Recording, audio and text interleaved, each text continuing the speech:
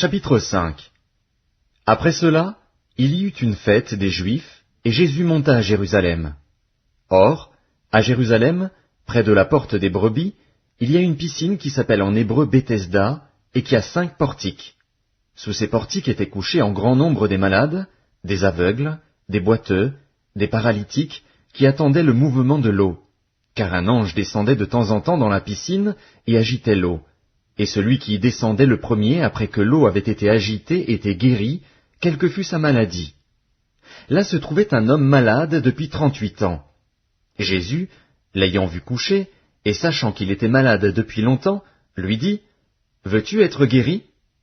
Le malade lui répondit, « Seigneur, je n'ai personne pour me jeter dans la piscine quand l'eau est agitée, et, pendant que j'y vais, un autre descend avant moi. »« Lève-toi, lui dit Jésus, prends ton lit, et marche. » Aussitôt cet homme fut guéri. Il prit son lit, et marcha. C'était un jour de sabbat. Les Juifs dirent donc à celui qui avait été guéri, « C'est le sabbat, il ne t'est pas permis d'emporter ton lit. » Il leur répondit, « Celui qui m'a guéri m'a dit, « Prends ton lit, et marche. » Ils lui demandèrent, « Qui est l'homme qui t'a dit, « Prends ton lit, et marche » ?»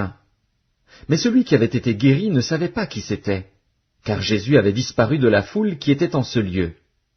Depuis, Jésus le trouva dans le temple, et lui dit, « Voici, tu as été guéri, ne pêche plus, de peur qu'il ne t'arrive quelque chose de pire. » Cet homme s'en alla, et annonça aux Juifs que c'était Jésus qui l'avait guéri. C'est pourquoi les Juifs poursuivaient Jésus, parce qu'il faisait ces choses le jour du sabbat. Mais Jésus leur répondit, « Mon Père agit jusqu'à présent, moi aussi, j'agis. » À cause de cela, les Juifs cherchaient encore plus à le faire mourir, non seulement parce qu'il violait le sabbat, mais parce qu'il appelait Dieu son propre Père, se faisant lui-même égal à Dieu. Jésus reprit donc la parole et leur dit, « en vérité, je vous le dis, le Fils ne peut rien faire de lui-même, il ne fait que ce qu'il voit faire au Père, et tout ce que le Père fait, le Fils aussi le fait pareillement. Car le Père aime le Fils, et lui montre tout ce qu'il fait, et il lui montrera des œuvres plus grandes que celles-ci, afin que vous soyez dans l'étonnement. Car, comme le Père ressuscite les morts et donne la vie, ainsi le Fils donne la vie à qui il veut. Le Père ne juge personne, mais il a remis tout jugement au Fils, afin que tous honorent le Fils comme ils honorent le Père.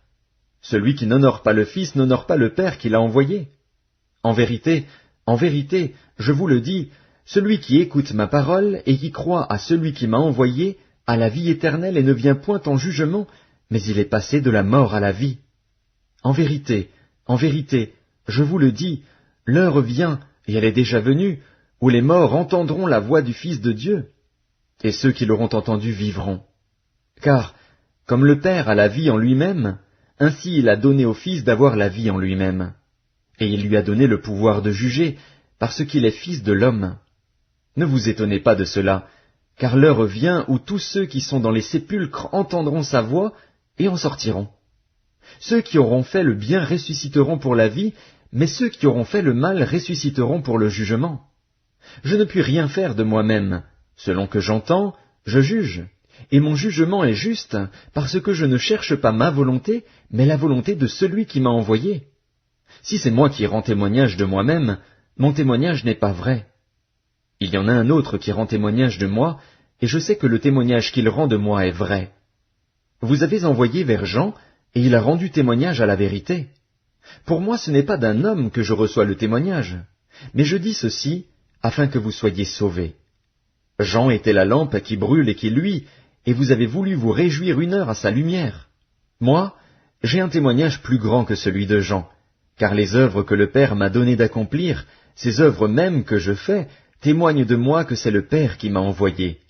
Et le Père qui m'a envoyé a rendu lui-même témoignage de moi. Vous n'avez jamais entendu sa voix, vous n'avez point vu sa face, et sa parole ne demeure point en vous, parce que vous ne croyez pas à celui qui l'a envoyé. Vous sondez les Écritures, parce que vous pensez avoir en elles la vie éternelle. Ce sont elles qui rendent témoignage de moi. Et vous ne voulez pas venir à moi pour avoir la vie. Je ne tire pas ma gloire des hommes. Mais je sais que vous n'avez point en vous l'amour de Dieu. Je suis venu au nom de mon Père, et vous ne me recevez pas. Si un autre vient en son propre nom, vous le recevrez. Comment pouvez-vous croire, vous qui tirez votre gloire les uns des autres, et qui ne cherchez point la gloire qui vient de Dieu seul? Ne pensez pas que moi je vous accuserai devant le Père. Celui qui vous accuse, c'est Moïse, en qui vous avez mis votre espérance. Car si vous croyiez Moïse, vous me croiriez aussi, parce qu'il a écrit de moi. Mais si vous ne croyez pas à ses écrits, comment croirez-vous à mes paroles?